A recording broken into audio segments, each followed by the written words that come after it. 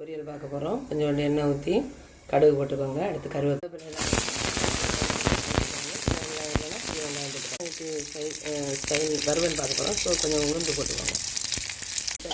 நல்லா கிண்டி விட்டுட்டு உப்பு, மஞ்சள் பொடி, மிளகாய் பொடி 3 போட்டு தண்ணி எதுவுமே விடாமல் தேங்காயம் போட்டு நல்லா இதே மாதிரி கைவிடாமல் வதக்கிட்டு வைக்கணும்.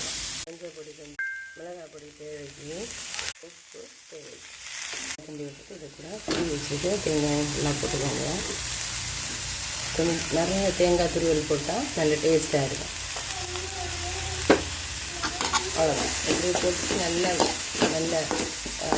அதுவே அந்த சவுண்டு அடங்குற வரைக்கும் நல்லா வறுத்துட்டே இருந்தோம் அப்படின்னா அருமையான கல்யாண வீட்டு சுவையில் ஒரு வறுவல் ரெடி.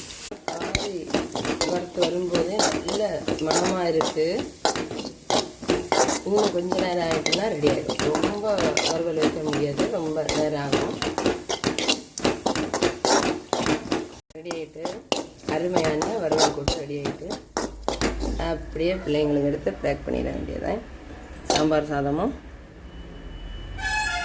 முட்டைகோஸ் பொரியலும்.